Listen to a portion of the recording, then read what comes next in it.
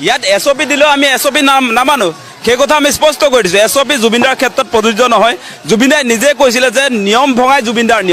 জুবিনদাই নিয়ম নামানে আৰু জুবিন ক্ষেত্ৰত কোনো কাৰণতে SOP প্ৰযোজ্য নহয় আমি যেতিয়া ইচ্ছা তেতিয়া আহিম ইয়াত কোনেও বাধা দিব নোৱাৰিব সেই কথা স্পষ্ট ক্লিয়াৰ কাট আৰু এটা কথা স্পষ্ট এতিয়া মুখ্যমন্ত্ৰীয়ে নিজে ন্যায় বিচাৰি ৰাজপথত যে আহিম বুলি কৈছে তেওঁ পাহৰি গৈছে তেওঁ নিজে যে মুখ্যমন্ত্ৰী ৰাজ্য এখনৰ মুখ্যমন্ত্ৰীজনে কাৰ বিৰুদ্ধে প্ৰতিবাদ কৰিবলৈ আহিব তেওঁ মূৰ্খ নেকি মুখ্যমন্ত্ৰীগৰাকী যদি চেণ্ট্ৰেল গভৰ্ণমেণ্টৰ ইনভেষ্টিগেশ্যন এজেঞ্চিয়ে এই গোচৰটো লোৱা হ'লে তেতিয়া মুখ্যমন্ত্ৰী আহিব পাৰে এতিয়া আমি বুৰ্বক নহয় দেই অসমৰ ৰাইজ বুৰ্বক নহয় SIT গঠন কৰিছে মুখ্যমন্ত্ৰীয়ে ডাঙৰীয়া আপুনি SIT গঠন কৰিছে আপুনি তাৰপৰা SIT বিৰুদ্ধে বা আপুনি নিজে প্ৰতিবাদ কৰিবলৈ আহিলেও সেইটো যে নাটক তাৰ বাদে একো নহয় আমি আজি যে মুখ্যমন্ত্ৰীয়ে প্ৰতিবাদ কৰিলেও নিজৰ বিৰুদ্ধে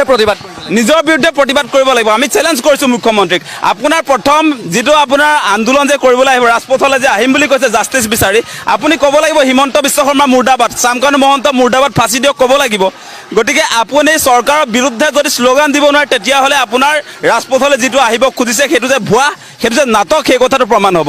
আজি আপোনালোকে নিশ্চয় দেখিছে তেওঁলোকে মন্ত্ৰীবিলাকে আহিছে মন্ত্ৰীবিলাকে কৈছে বোলে SITক তেওঁলোকে প্ৰেছাৰাইজ কৰিব আহ্বান জনাব পীযুষ হাজৰিকাই কৈছে যোৱাকালি কেবিনেট মন্ত্ৰী মানে চৰকাৰৰ মন্ত্ৰীবিলাকে এতিয়া ৰাজপথলৈ আহিব পাৰে নেকি দল একপক্ষকে দলটো অহা হ'লে বেলেগ কথা আছিল এতিয়া মন্ত্ৰীবিলাকক আমি দেখিছোঁ কেবিনেট মন্ত্ৰীবিলাকক এই মুহূৰ্তত দেখিছোঁ বিজেপিৰ আপোনাৰ সাংসদ বিধায়কক দেখিছোঁ তেওঁলোকে ৰেলী উলিয়াইছে মানে তেওঁলোকে ৰেলী উলিয়াই নিজকে বাচিম বুলি ভাবিছে সেইটো নহ'ব আমি জানো যে শামকানু মহন্তৰ লগত আচলতে বিজেপি চৰকাৰৰ মুৰব্বী এই হিমন্ত বিশ্ব শৰ্মাৰ এটা ঘনিষ্ঠ সম্পৰ্ক আছিলে আমি সেইবিলাক কথা পাহৰি যোৱা নাই নৰ্থ ইষ্ট ইণ্ডিয়া ফেষ্টিভেল আপোনালোকে জানে ভাৰত চৰকাৰে পাতিছিলে বিজেপি চৰকাৰে পাতিছিলে Singapore north east India festival গতিকে তেওঁলোকে প্ৰতিবাদ কৰিবলৈ ৰাস্তালৈ আহিলে বুলি জুবিন দাক যে ছিংগাপুৰলৈ মাতি নি তেওঁলোকে যে হত্যা কৰি পেলালে সেই কথা আমি পাহৰি যোৱা নাই আমি দেখিছিলোঁ সেই সময়ত আপোনাৰ যিটো পোষ্টাৰ ওলাইছিলে তাত হাই কমিশ্যন অফ ইণ্ডিয়াই গীত পৰিৱেশন কৰিবৰ কাৰণে জুবিন দাক মাতি পঠিয়াইছিলে ছিংগাপুৰত যেতিয়া জুবিন দা গ'ল জুবিন দাৰ দায়িত্ব তেওঁলোকে নল'লে জুবিন দাৰ আপোনালোকে জানে সেই কথা জুবিন দা আচলতে চিকিৎসাধীন এগৰাকী ব্যক্তি তেখেতে জুই আৰু পানীত যোৱা বাধা আছিলে জুই আৰু পানীলৈ লৈ যোৱা হ'ল তেতিয়া হিমন্ত বিশ্ব শৰ্মাৰ চৰকাৰ শুই আছিল নেকি ভাৰত চৰকাৰে এটা অনুষ্ঠানলৈ গীত পৰিৱেশন কৰিবলৈ মাতিলে ভাৰত চৰকাৰ কি শুই আছিলে তেওঁৰ দায়িত্ব নাই আজি আপোনালোকে ৰাস্তাত আমি সকলো ৰাইজ অহাৰ কাৰণে তেওঁলোকেও আহিম বুলি কৈছে সেইবিলাক যে নাটক সেই কথা প্ৰমাণ হৈছে আৰু এনেকৈ কোনো কাৰণতে হিমন্ত বিশ্ব শৰ্মাৰ ৰাস্তাত আহিলেও সেই কথা আমি নাজানো হত্যাকাৰী ফাঁচি হ'ব লাগিব যিকেইটা কালপিতে জুবিন দাক হত্যাৰ মুখলৈ ঠেলি দিলে সেইকেইটা আমি ৰেহাই নিদিওঁ হিমন্ত বিশ্ব শৰ্মাৰ ৰাস্তালৈ আহিলে বুলি আমি এৰি নিদিম নহয় আমাৰ মূল কথা সেইটোৱে যে যিকেইটা কালপিতে জুবিন দাক হত্যা কৰিলে হত্যাৰ মুখলৈ ঠেলি দিলে সেই গোটেইকেইটা শাস্তি আমাক লাগিব কিন্তু এতিয়া তেওঁ আপোনাৰ নিজে SIT গঠন কৰিব তাৰপাছত নিজে ৰাস্তালৈ আহিম বুলি কৈছে কাৰ বিৰুদ্ধে আপুনি প্ৰতিবাদ কৰিব আপুনি কাৰ বিৰুদ্ধে প্ৰতিবাদ কৰিব ন্যায়ালয়ৰ বিৰুদ্ধে প্ৰতিবাদ কৰিব নোৱাৰে আপোনালোকে জানে ন্যায়পালিকাৰ বিৰুদ্ধে কোনে প্ৰতিবাদ কৰিব নোৱাৰে সেইটো কোনো সংবিধানৰ নিয়মো নহয় তেওঁ সেই শ্লোগানো দিব নোৱাৰে গতিকে প্ৰতিবাদ হ'বলৈ হিমন্ত বিশ্ব শৰ্মা মুৰ্দাবাদ প্ৰতিবাদ হ'ব লাগিব যে বিজেপি চৰকাৰে জুবিন দাক জীৱিত অৱস্থাত যে নিৰাপত্তা দিব নোৱাৰিলে এগৰাকী ট্ৰিটমেণ্ট হৈ থকা ব্যক্তিক যে মেডিকেল ষ্টাফ দিব নোৱাৰিলে আপোনালোকে জানে সেই কথা তেওঁ ইমান আমাৰ অসমৰ এই প্ৰজন্মৰ আটাইতকৈ ডাঙৰ যিগৰাকী শিল্পী তেওঁৰ ক্ষেত্ৰত তেওঁ স্বাস্থ্যৰ ক্ষেত্ৰত তেওঁলোকৰ কোনো দায়বদ্ধতা নাছিলে এগৰাকী ৰোগীয়া ব্যক্তিক যেতিয়া আপোনাৰ ছিংগাপুৰলৈ লৈ যায় তাততো আপোনাৰ মেডিকেল ষ্টাফ প্ৰয়োজন আছিলে জুবিন দা কি খাইছে শুইছে নে নাই কেনেকৈ আছে সেই খবৰ কোনে ৰাখিব লাগিছিলে ভাৰত চৰকাৰ নাৰাখিলে অসম চৰকাৰ আমাৰ এইটো পবিত্ৰ মাৰ্ঘেটাৰ নিজে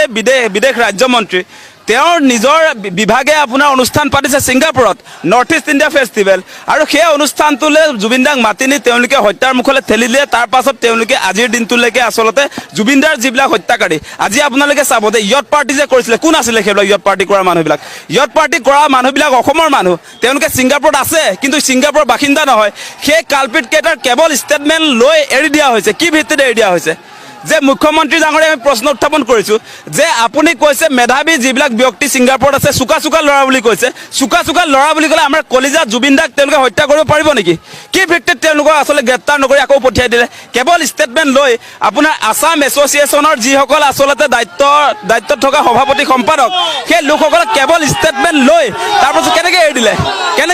কালপিত কেইটাক আচলতে গ্ৰেপ্তাৰ কৰিব লাগে নে নাই কোনো কাৰণতে এনেকৈ আচলতে হত্যাকাৰীবিলাকৰ ৰেহাই দিয়া যিটো কাৰ্যসূচী লৈছে সেইটো আমি নামানো কি বুজা বুজি আছে তেওঁ ছিংগাপুৰত থকা এই আপোনাৰ আসাম এছ'চিয়েশ্যনৰ সভাপতি সম্পাদকৰ লগত হিমন্ত বিশ্ব শৰ্মাৰ কি বুজা বুজি আছে কি স্বাৰ্থত আচলতে এই কালপিট কেইটাক আচলতে গ্ৰেপ্তাৰ কৰিব নোৱাৰিলে কি স্বাৰ্থ আছে আৰু আমি কৈছিলো এটা কথা যে এই গোটেই তদন্তটো আচলতে চিবিআইক দিব লাগে চিবিআইক নিদিলে তেওঁলোকে কি স্বাৰ্থ আছে হিমন্ত বিশ্ব শৰ্মাৰ আমি বুজিছো যে এই নৰ্থ ইষ্ট ইণ্ডিয়া ফেষ্টিভেল আমি সেই সময়ত খবৰ লাভ কৰিছিলো যে আপোনাৰ ফেশ্বন শ্ব' চলি আছিলে জুবিনদাৰ মৃত্যুৰ পাছত সেই অভিযোগ আহিছিলে সেই ফেশ্বন শ্ব' আছিলে মুখ্যমন্ত্ৰীৰ পত্নীৰ সেই অভিযোগ আহিছিলে আজি আপোনাৰ মুখ্যমন্ত্ৰীৰ পত্নী হোৱাৰ কাৰণে ৰিণিকী ভূঞা শৰ্মা তেওঁ তদন্তৰ আওতাত নাহিলে আৰু বহুত মানুহ তদন্তৰ আওতাত নাহিলে আজি ফেষ্টিভেল মহন্তৰ ঘৈণীয়েক তেওঁ নিজেও আচলতে সেই অনুষ্ঠানটোৰ উদ্যোক্তা আছিলে সেইগৰাকী মহিলা আজিৰ দিনটোতো গ্ৰেপ্তাৰ নহ'লে আপোনালোকে দেখিছে গেটৱে আপোনাৰ হোটেলৰ যিগৰাকী স্বত্বাধিকাৰী তেওঁ তাত ছিংগাপুৰত গৈছিলে